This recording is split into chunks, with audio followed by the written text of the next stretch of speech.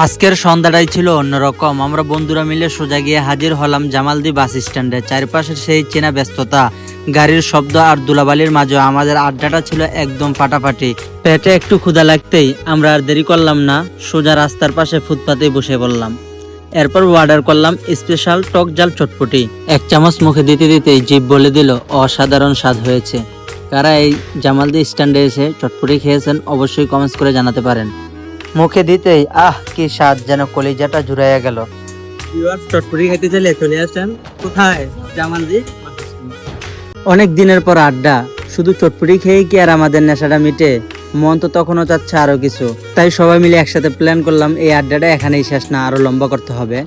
দলবল বেঁধে সবাই মিলে গৌরবে ঢুকে পড়লাম এলাকার জনপ্রিয় তাকোয়া সুইটসে।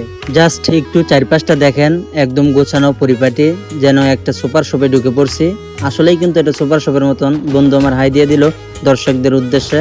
তো আরেক বন্ধু আইসা দেখা হয়ে গেল আরেক বন্ধুর সাথে। হুট করে যদি আমার বন্ধু বান্ধব যারা আছেন যে যেখানে আপনাদের সাথে দেখা হয়ে যায়, তো এরকম আড্ডা একটা জমবে। আপনারা কি বলেন? আর দেশ ও প্রবাস থেকে যারা যারা দেখতেছেন তারা বলবেন আমার ভিডিওগুলো কেমন হয়। চটপটি দিয়ে শুরু আর মিষ্টি মাউন্টেন ডিউ দিয়ে শেষ। সব মিলিয়ে বন্ধুদের সাথে জামালদির এই সন্ধ্যাটা জাস্ট ইতিহাস হয়ে রইল। যদি ভিডিওটা ভালো লাগে তাহলে শেয়ার করুন, আর এরকম নিত্য নতুন ভিডিও পেতে আইডিটা ফলো দিয়ে পাশে থাকুন।